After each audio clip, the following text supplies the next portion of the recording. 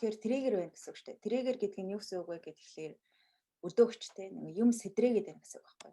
Ингээл нэг юм харангууд л сэдрээл, нэг юм харангууд л нөгөө сөрөг сэтгэл хөдлөлүүд ингээд сэдэрч гарч ирээд байна шүү дээ. Тэгээ сэдрэн гэдэг чинь юу гэсэн үг вэ? Ямар нэг юм байгаа юм сэдэрч гарч ирэх юм те. Байхгүй юм.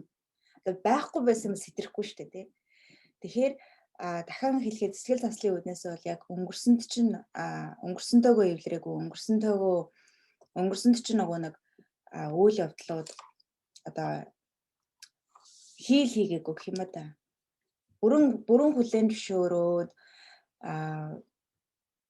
учрыг нь олоогүй тийм зөндөө олон үйл явдлууд байгаад байна гэсэн.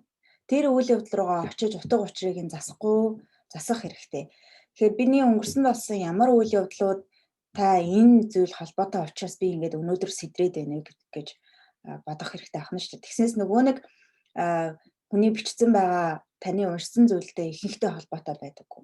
Ихэнхдээ юутай холбоотой байгаа гэхээр за би энийг хараад ингээд сэдрээд байгаа юм байна. Тэгвэл энэтэй холбоотой надад ямар үйл явдал өмнө нь тохиолдсон болоод энэ ингээд сэдэрч гараад байна гэж асуух хэрэгтэй. Хүний оюун санаа их сонин оюун санааны сонин зүйл нь болохоор хэцүү таагүй дурсамжуудыг ингээд харах одоо дахин ил ухамсараараа харж чадах одоо ойлгож чадхааргүй тийм газарт хадгалцдаг. Буюу одоо нэг талаараа таны дурсамж гэж бодоод байгаа зүйлсүүд чинь хуурамч гэж болох нь шүү дээ. Тэгэхээр анзаараад бодглохлоор за ийм зүйл сэтрмээргүй надад ийм зүйл тохиолдоогүй шүү дээ. Надад би ийм зүйл сэтрэх учиргүй гэж бодож ээж магадгүй. Гэхдээ байгаа болоод л сэтрээд байгаа гэсэн үг. Тэгэхээр өөртөөгөө нэлээд сайн тайван сууж аваад тэмдэглэл хийж хөтөлж үзээд за магадгүй сэтгэл засалаас авч болно. Ингээд өнгөрсөнтэйгөө очиж ажиллах хэрэгтэй. Тэгээ өнгөрсөнтэйгөө ажиллаад өнгөрснөөгөө эвлэрчих юм бол эргээд явах уу гэхээр сэдрэх нь багасчихна. Хүмүүс одоо ингээд сэдрээд идэг одоо энэ сэдрээд байгаа учраас харилцаан дээр асуудал гараад байгаа. Сэдрээд байгаа учраас чи өөртөөгөө ингээд харилцаан дээр ч гэсэн асуудал байгаад байгаа байж болно шүү дээ. Гэтэл энийг болохоор хүмүүс зүгээр сэдрээд байгаа зүйлийг нөгөө гадна сэтрээгээд байгаа зүйлсийг өөрчилчих юм бол би сэтрэхээ болоо гэх тийшээ анхаарлаа хандуулаад гэдэг. Гэтэл миний хэлгээд байгаа зүйл бол тийшээ бити анхаарал хандуулаа. Таны дотор байгаад байгаа учраас энэ ингээд сэтрээд байгаа юм байна. Тэгвэл миний дотор орших шалтгаан өнгөрсөнтэй холбоотой ямар үйл явдалтай холбоотой байж болох вэ гэдэг өөрөөсөө ухаж асуух хэрэгтэй байна.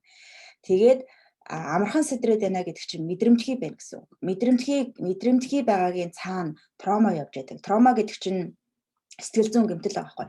Сэтгэл зүйн гэмтэл гэдгийг их хүн дээр ойлгох хэрэггүй. Хүмүүс нөгөө аав ээж нь зоддог байсан бол, за арх удаг байсан бол ингээд хүчрхийлэл төртөжсэн бол сэтгэл зүйн гэмтлээ гэж үзээд байдаг. Үнэндээ бол тийм биш.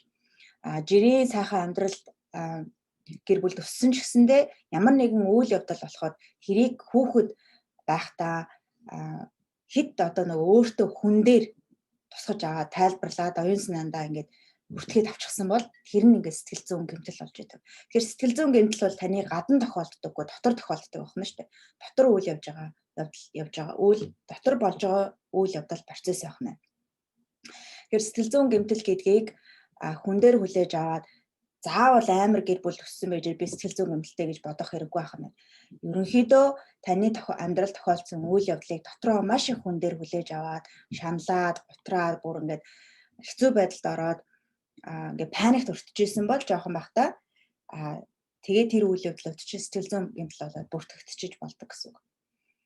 Тэгэхээр хитрхи мэдрэмтгий байгаа юмд ингээд сэдрээд байгаа 70%-ийнхоо 60% ингээд сэтгэлээр гутраад унаад байгаа бол сөрөг сэтгэл хөдлөл ихтэй байгаад байгаа бол өнгөрсөндөө ажиллах хэрэгтэй байна. Сэтгэл хөдлөл бол тэр чигээрээ өнгөрсний мэдээлэл. Сөрөг сэтгэл хөдлөл ялангуяа.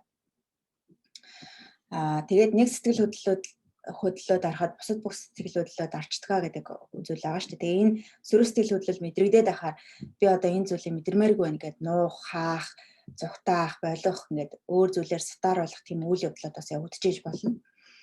Тийм учраас санаа зовлтгүй гаргаж ирээд өөртөөгөө ажиллаарай гэж хэлмээр байна.